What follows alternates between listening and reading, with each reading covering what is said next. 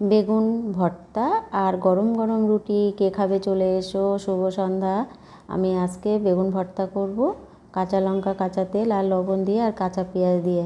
সঙ্গে কিছু কাঁচা পাকা টমেটো কুড়িয়েছিলাম, তা সেটা দিতে দেবে না। ধনেপাতা কুচিয়েছিলাম, সেটাও দিতে দেবে না। বলছে পাকা টমেটো দিলে টেস্ট নষ্ট করে দেবে, ধনিয়া পাতা দিলেও ধনিয়া পাতার সেন্ট এসে যাবে, মানে বেগুন পোড়ার যে একটা গন্ধ সেটা থাকবে না নাকি।